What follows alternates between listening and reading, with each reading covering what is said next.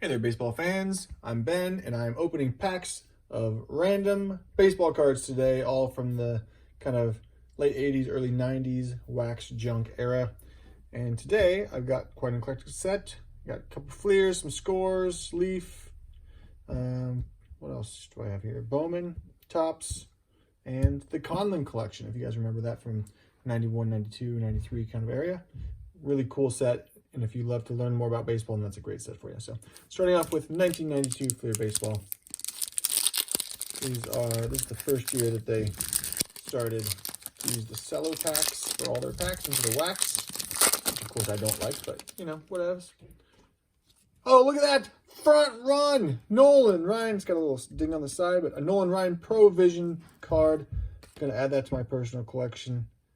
Fantastic. I actually love this representation of him just mowing people down and taking numbers. So that's great.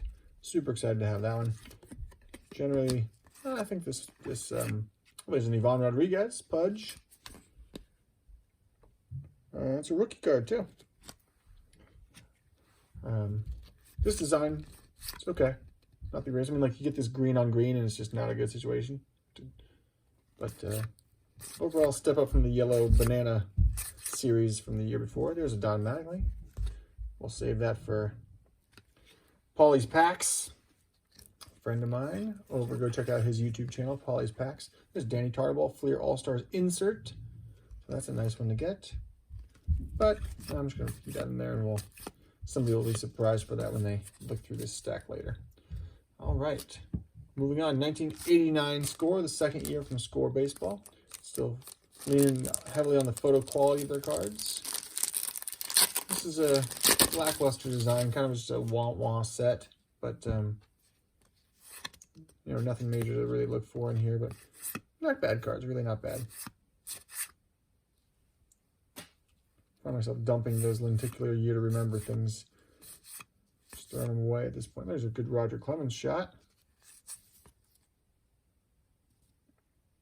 You know, he was doing all right at this point, you know, 24, 20, 18 wins a season, single-digit losses for the most part, you know, 250 plus strikeouts. It's okay, I guess, if you like that sort of thing. Kidding. Look at that, Randy Johnson rookie. That's a good pull. It's one of the best ones from this set. So really nice there. It's hard to imagine him ever being young and inexperienced, because he was just so dominating when he got in the league. So 1990 Bowman, the second year, the first normal size card. As we all know, the 1989 Bowman are too tall for anything that's kind of obnoxious, but oh, look at this, a Nolan Ryan sweepstakes card. I love these sweepstakes cards with the artwork on them, and there's a good one to have, that Nolan Ryan. So another Nolan Ryan for my collection. So that makes me happy. There's a Larry Walker. Actually, it doesn't really look like Larry Walker, but it's him. It says so. Although there have been plenty of baseball cards throughout history. There's a good Bo Jackson card. Honestly, that bat looks like a twig in his hands. What I was saying is there's been a lot of baseball cards where the person whose name is listed on the card does not match the person whose picture shows up on the card. See 1988 Al Leiter, for example. Also, there's a Barry Bonds floating around there somewhere too, early from Donruss or Flir, I forget. Now on to Flir 1993. This is a really nice set in my estimation. I really like the design on these. I don't love the high gloss UV coating because they stick a little bit, but overall, really good set.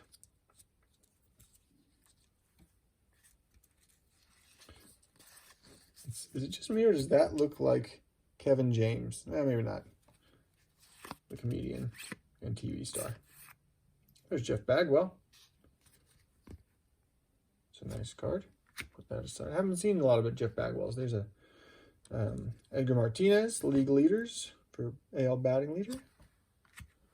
Good one. Willie McGee on to San Francisco Giant days. And Barry Bonds, round trippers. The ultimate weapon. So not to jinx myself, but so far we've got a pretty good session going on here with a couple Nolan Ryans, a bunch of stars. Moving on to 1993 Leaf Series 2. These are definitely going to be sticking together.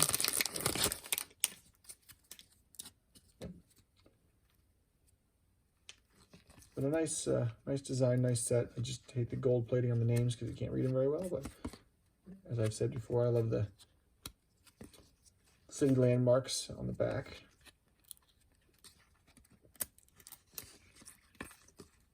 And this was the year that they had all these Rockies and Marlins action shots, so that's exciting. There's Andre Dawson on the Red Sox, really making contact there. That's a good shot. Good shot there.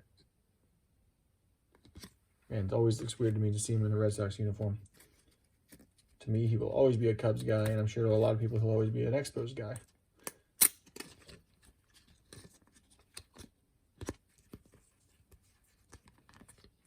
I'm not even sure at this point what I'm looking for in this set.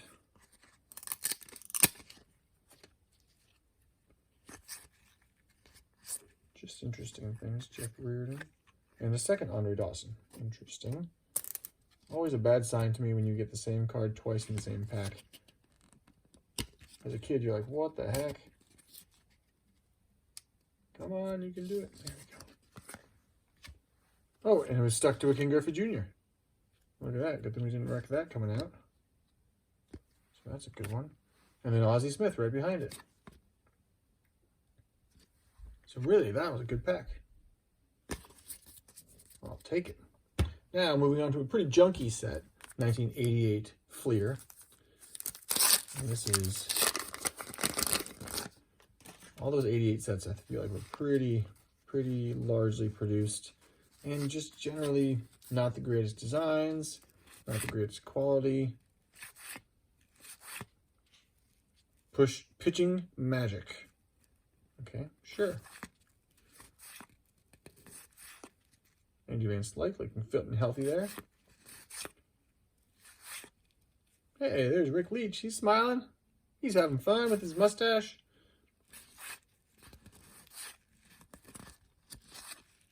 Yeah, that was a completely worthless pack. There you go. Moving on to 1991 Leaf Series 1. Their second year of making this premium set. And right there, Will Cordero. A Leaf Gold rookie card.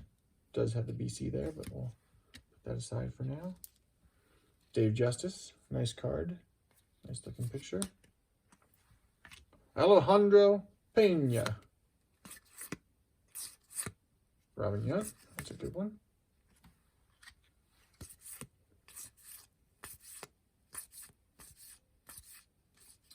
Billy Ripken. Wonder what the end of his bat said that day. Wahahaha. If you know, then you know. All right, moving on to the iconic 1987 top set with the wood border. There was a time when I was getting so many of these, I find them very, very worthless, but now I kind of enjoy them again, so I'll take it. There's a nice Cecil Fielder before he became the sensation that he was.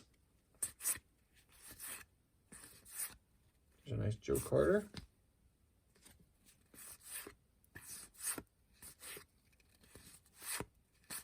I've been having really bad luck with these 87 Topps packs lately. But there's a Wade Boggs. Led the league in average that year. 357. Remarkable. And that's about it. So, not a whole lot from that 87 pack. It's one of those ones where if you paid a bunch of money for them, you'd be pretty disappointed. All right, on to 1990 Score, Series 1. 1992 Score. Some good subsets in this series.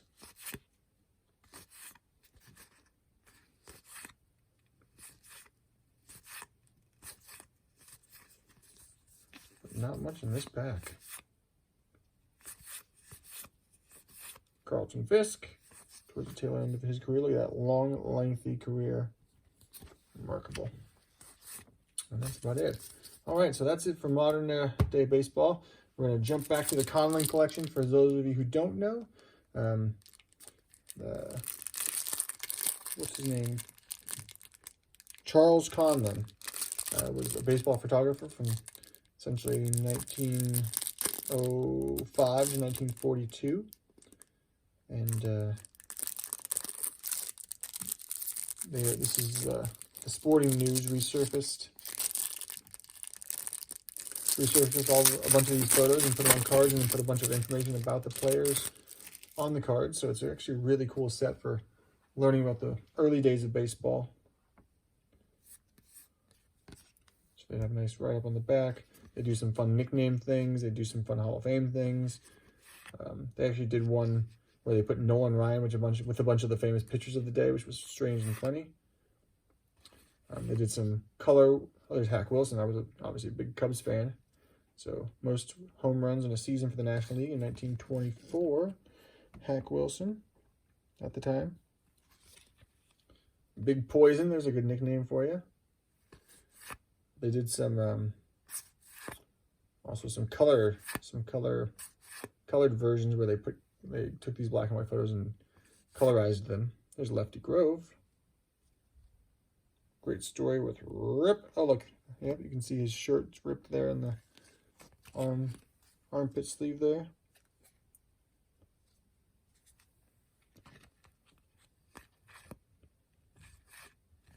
Pep Young. That's not even a nickname. That's just Pep Young.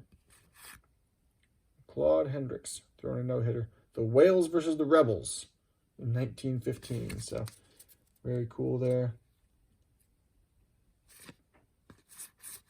Let's look up Hack Wilson real quick and just see if we can get a bit more about him. Since we're talking about Hack Wilson, we'll go old school.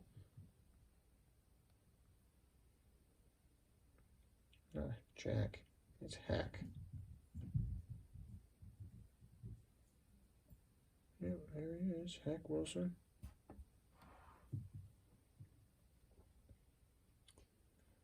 "12 seasons for the Giants, the Cubs, the Dodgers, and the Phillies. Small guy, but one of the most accomplished power hitters in the game during the 20s and 30s. 1930 season with the Cubs is widely considered one of the most memorable individual single-season hitting performances in baseball history, with 56 home runs, a National League record for 68 years, until Bonds broke it, I think. Or I guess it would be McGuire that broke it. 191 RBIs, which still holds the record for that. That is unbelievable.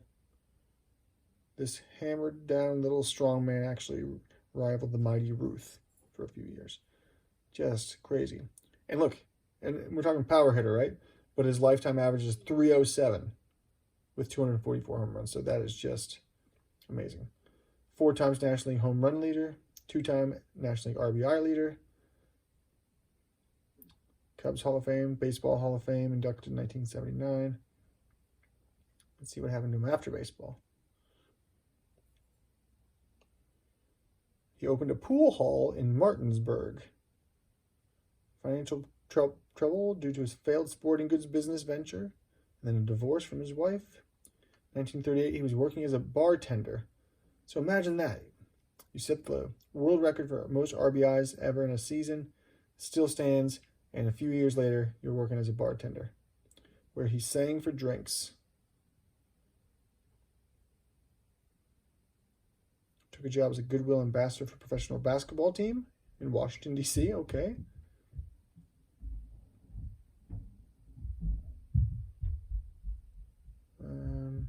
That's just crazy. Anyway, you can read the rest for yourself. So Hack Wilson, hats off to you for still holding that RBI record and for showing that size doesn't matter when it comes to power hitting. And the rest of you, we'll see you next time.